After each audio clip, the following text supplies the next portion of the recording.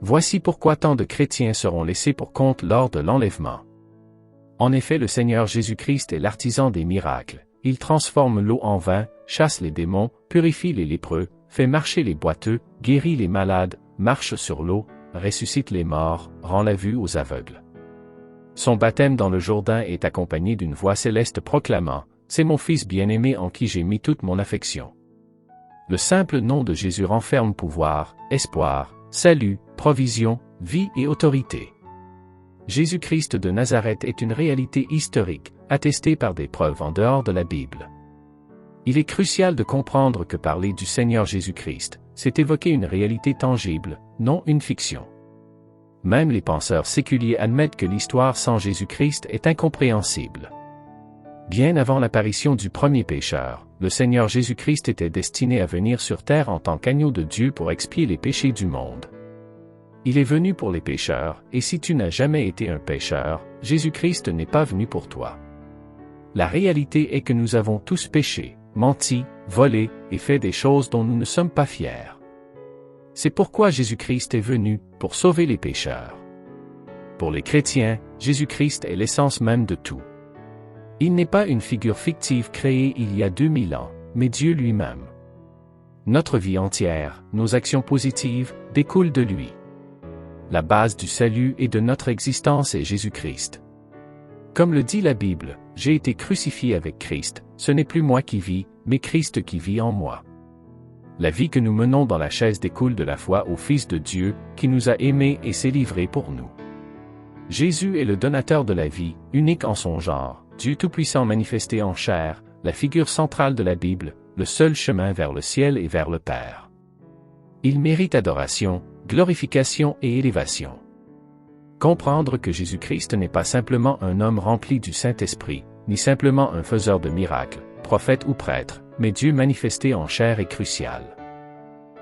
Il est le Fils de Dieu, égal à Dieu, devenu Fils de l'homme pour que nous puissions devenir enfants de Dieu. Comment ne pas aimer Jésus-Christ, qui a tout fait pour nous, non seulement dans le salut, mais aussi dans nos vies quotidiennes?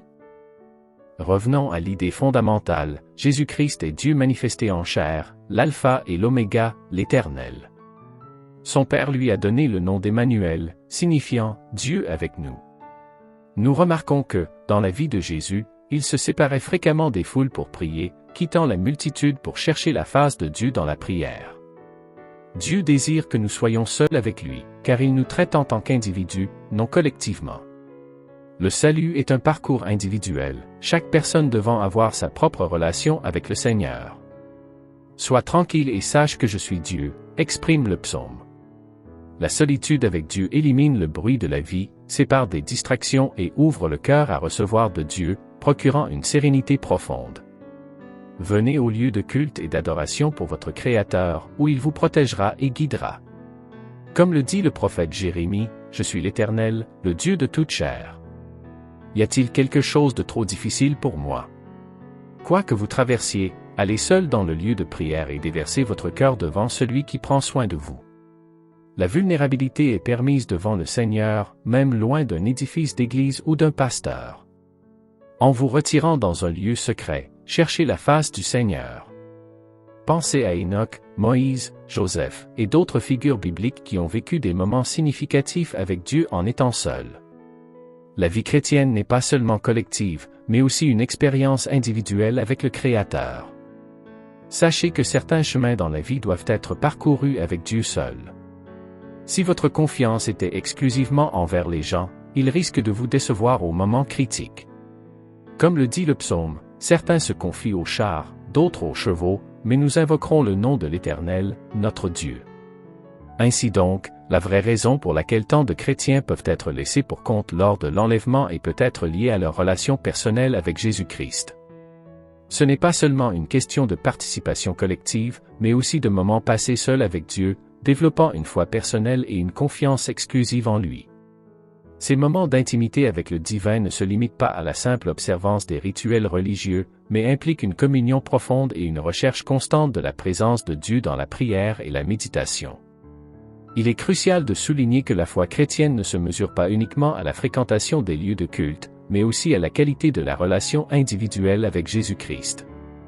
Le Seigneur lui-même a exhorté ses disciples à entrer dans leur chambre, à huis clos, pour prier et chercher la face de Dieu dans l'intimité. Matthieu 6 verset 6. Cette dimension personnelle de la foi façonne non seulement la compréhension du message chrétien, mais aussi la manière dont chaque croyance répond à l'appel divin. La véritable adoration doit être en esprit, c'est-à-dire qu'elle doit impliquer tout le cœur. Sans véritable passion pour Dieu, il est impossible de l'adorer en esprit. En même temps, nous devons aussi l'adorer en vérité, c'est-à-dire en étant bien informés à son sujet. Nous ne pouvons pas adorer Dieu en vérité sans le connaître. Le cœur et la raison sont tous deux nécessaires pour adorer Dieu de manière à le satisfaire et à l'honorer. L'esprit sans la vérité mène à une expérience émotionnelle, comparable à l'euphorie suscitée par la drogue. Dès que l'émotion est passée et que la ferveur se refroidit, il en est de même de l'adorateur. La vérité sans l'esprit mène à une relation froide, sans passion, qui se transforme facilement en une forme de légalisme sans joie. La meilleure manière d'associer les deux est de nous réjouir en Dieu tel qu'il nous est présenté dans les Écritures. Mieux nous le connaissons, plus nous l'apprécions, plus notre adoration devient profonde et plus Dieu est glorifié. En outre, l'épanouissement spirituel découle souvent d'une immersion régulière dans les Écritures saintes, car elles constituent la révélation de la volonté divine et la source de guidance pour la vie quotidienne. Les chrétiens doivent cultiver une habitude de méditation et d'étude approfondie de la parole de Dieu afin de renforcer leur fondement spirituel et de mieux comprendre les desseins divins.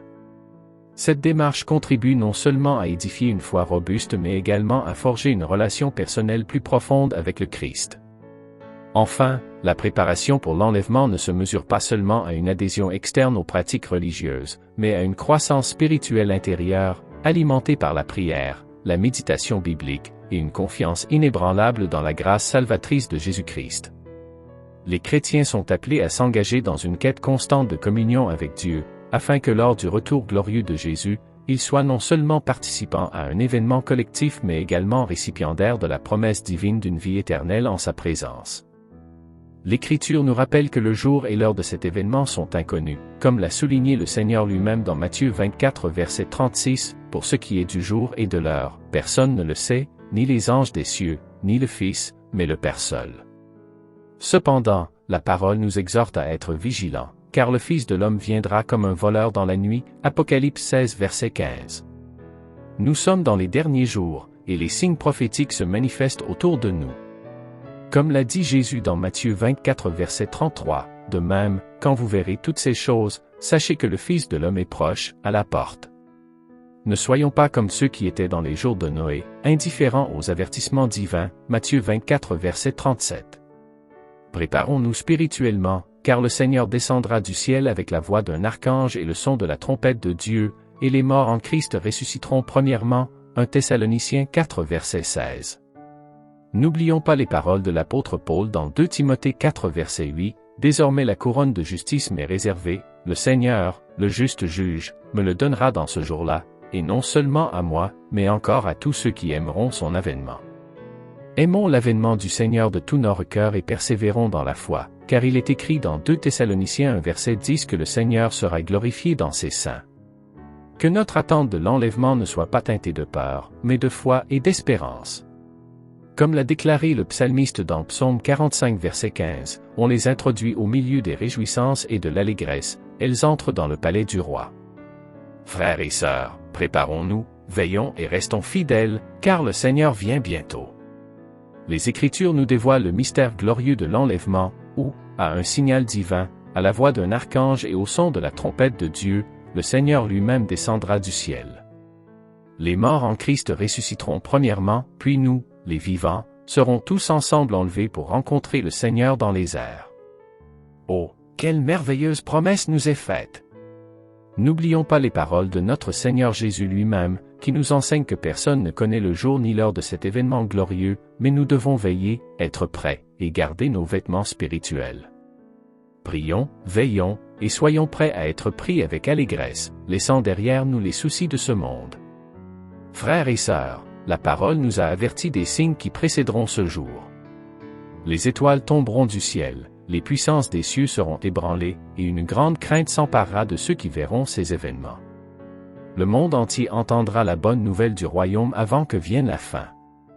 Soyons des porteurs de cette bonne nouvelle, témoignant de la grâce salvatrice de notre Seigneur Jésus-Christ. Que notre cœur ne se laisse pas troubler par les jours de détresse à venir, mais que nous nous rappelions que notre secours vient du Seigneur, celui qui a vaincu le monde. Gardons la parole de la persévérance en nous, car il nous a promis de nous garder de l'heure de la tentation qui va venir sur le monde entier. Que chacun de nous aspire à être trouvé digne de recevoir la couronne de justice réservée à ceux qui ont aimé l'avènement du Seigneur. Comme le psalmiste le proclame, soyons introduits au milieu des réjouissances et de l'allégresse, entrant dans le palais du roi éternel. Que le Saint-Esprit nous guide et nous fortifie dans cette attente joyeuse. Que la grâce du Seigneur Jésus-Christ soit avec vous tous. Amen.